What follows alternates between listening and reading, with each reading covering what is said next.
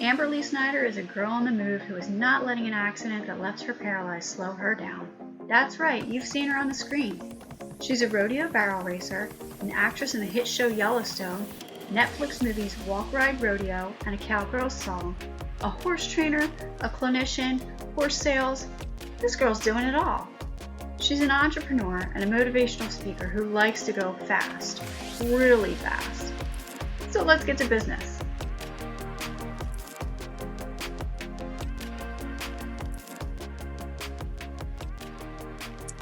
Hello, everyone. I am Tatiana Ryan, and this is the Businessy Podcast. And I have a very, very, very special guest for you that you guys are going to be so blown away by her story. This is Amberley Snyder. Amberley, thank you so much for being here. Absolutely. I'm excited to be on today. Oh, my goodness. You don't understand. So many people have seen you on this really popular show, Yellowstone, but they don't know your story's for real. Like, your story is 100% true. Absolutely. Yep. I mean, heck, that's, I think, why I was able to come to be on Yellowstone. Really? Okay. Can you give everybody a very brief synopsis as to what happened? So I've loved horses my whole life. I started riding when I was 3, competing in rodeo when I was 7. And then I started junior rodeo days and up into high school and had a plan of what I was going to do for my career and my life in rodeo when it changed drastically in 2010 when I was involved in a rollover truck accident where I was ejected, hit a fence, and had to figure out how to live life in a chair as well as get back on my horse. Oh my gosh. And having this completely catastrophic accident happen to you, what gave you the motivation to not say, hey, this is it, I'm never going to, let alone walk, but run my horse full speed at a barrel? Like, what gave you the motivation to do that? You know, for me, I think it's something that's just innate. I loved horses from the time that I was little, and then getting on them and getting to combine horses with competition and with speed. I mean, it was just a perfect fit. And I mean, regardless of if I'm in my chair or walking on my legs, it's the life that I want to be a part of. Yeah, you're doing like so much with that right now. And like, not only like the Yellowstone part completely propelled you forward. True. I mean, did it not? Like, it just opened up a whole different aspect of what you were doing.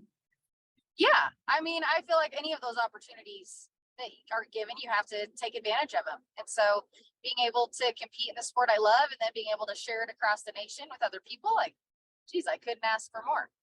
Now, what were your feelings when you first saw that scene of Mia telling Jimmy about your life story? But then not only Yellowstone, you have 2 other big projects that are out on Netflix also. You have Walk.Ride.Rodeo and you also have a Cowgirl song, correct?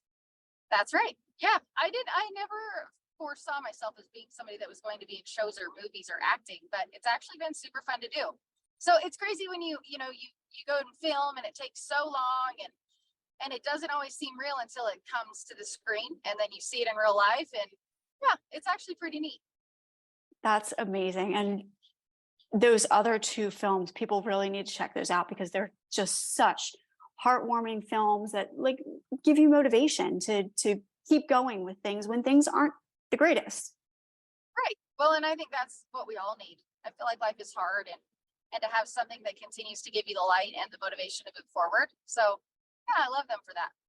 Now, what you're focusing on, because you're a woman, a major entrepreneur right now, you've got so many things going on, not only the films and, the part on Yellowstone, but you're also a clinician, you're training horses, you're selling horses, you're engulfed in the horse world. What are you doing right now? That is, I mean, you summed it up. I get to rodeo, so I get to travel around on rodeo and get to do that. And then I'm also a speaker, so I'm a keynote speaker and I get to share my story across the nation and even internationally. I get to teach clinics, so teaching kids or adults or anybody about barrel racing. I get to do those pieces, and I don't know, we'll see what else is. I might start working for a TV production series, putting together some shows. I don't know yet. We'll see what comes next. Well, then we're going to have to keep in touch, definitely. Absolutely, we should. Now, also, I saw that you have some new technology you're working with, not only with your wheels, but what do you got going on? I have my new Rewalk legs, and they have been amazing. It was a long time to get those and be able to start walking in them, both preparation and working through insurance to get them and all of the pieces that go along with any sort of medical equipment. So I do get to walk once a week right now. Hopefully it'll start to get more when I'm home more, but that has been completely free, something that I didn't foresee loving as much as I do.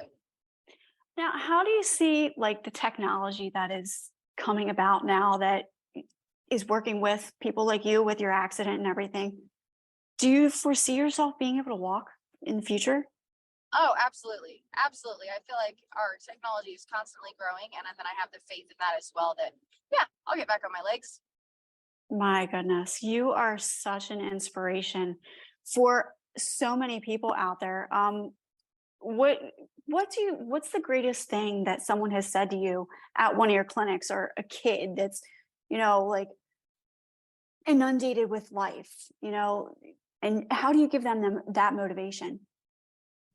Gosh, I have been able to meet so many amazing people, whether it's clinics or speeches or rodeos. I've been introduced to so many people of all ages that are just constantly overcoming. I think the ones that stand out to me the most, of course, is always the littles, like the little kids that are facing challenges that you always feel like, golly, like they shouldn't have to face that at such a young age, but they handle it with such grace and always so full of happiness and light. And those are the ones that remind me that, okay, life can get hard, but we can hang in there, right? We have a purpose to serve, and it's part of my purpose to share that light and love with other people as well. Man, I should have brought some tissues right now because I'm ready to cry, but I cannot because we have some other questions for you. Like you not only have your own motivation, but you have a great team around you. But your mom, hold on one second. Okay, I know that was a glitch or not. Your mom is one proud woman of you. Let me tell you, because when I contacted her, she's like, oh, no, she does all of this herself. Getting up every day, having this great team around you, and you guys are so motivated to just get on the road, get your voice out there, show your horses. How many horses do you have now? Oh, I have 8 right now, but I am selling a few. So I'm hoping to get down to 4, and then I'll keep that team for a minute. Okay. Are you predominantly with like the quarter horses, the appendix quarter horses? And barrel horses, whether retired or running or going to be running as prospects. That's my whole herd. Awesome. Now, have you been in like a lot of the barrel news and barrel horse magazines and stuff like that? Because I saw you on Cowgirl magazine, but I haven't. Yes. Yeah, I mean, at some point or another, whether it was when I ran in the American or got back to running or my horses competed well, yeah, I mean, they have featured me in quite a few of those over the time. Now, how do you take to doing like the girly girl stuff? Having to get your hair, makeup done? Oh, at first it was like, wow, this takes so long. I feel like I'm used to it now. And because I'm definitely not the person that just like gets glammed up every day. I feel like it just takes me way too long. And so it's fun. Honestly, I love that. I love when you get to get all fancy and ready and pretty for the photo shoots and the filming. And then I'm really happy to spend the next day not getting ready at all. That's so great to hear that, nothing has changed you. You're just still the same kind of person who just keeps going forward. And it's just really awesome to hear that. It's like, okay, well, one day I'm a glamazon, the next day I'm not. That's exactly. I mean, you got to have balance, right? Exactly. Now, you're driving right now, obviously. Where are you on your way to? We are on our way to a barrel race right now, currently. There's a barrel race that's a couple of hours south of me and a little more farther south of my parents. So I'll be running barrels the next couple of days. Okay, so that's where everybody can see you, hopefully the next couple of days running barrels. Now, how far do you travel? Because barrel racing, it's a lot of driving. It is everywhere. It is everywhere. I'm going to stay a little closer to home this year. When I say a little bit, it'll probably be within 10, 12 hours circumference to just do the wilderness circuit with the pro rodeos. Otherwise, normally you could get all the way up into Oregon or to California or to Texas. I mean, you can be driving 24, 30 hours places, but this year I'm going to stay. I'm going to stay within a 10, 12 hour circumference. Yeah, I was a weekend warrior with First Frontier. Been there, done that. You get it. You get it. Yeah, that's Yes, what it is, right? You're lot on the of road driving. so much. Yep, on the road, you handle everything as it comes. You have a blowout, you just deal with it. You just deal with it on the road. But also, you're on social media a lot, like posting pictures, posting videos. I just saw you did a really big clinic. Do you have any other clinics coming? I have one clinic left before summer, and that'll be at my house.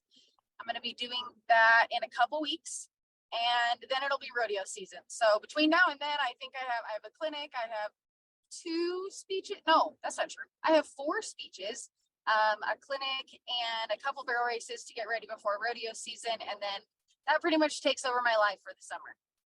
Now, what kind of audience do you have when you do your guest speaking? Oh, it's all sorts of things. I mean, just this month, it'll be one of them is out of college. One of them is at a horse event. Another one is at a high school. And where is my other group? My other one, I think, is also at a school.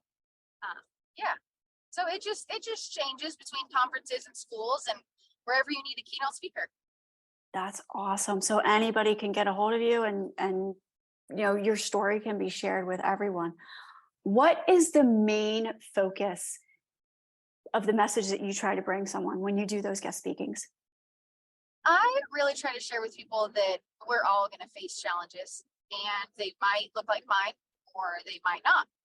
And it's okay to have bad days with those challenges, but then you always have the choice to pick yourself up and keep going. And that strength is with you. That strength is inside you. You can gather the motivation, lean on your support system, and continue to work forward regardless of what that challenge is in your life.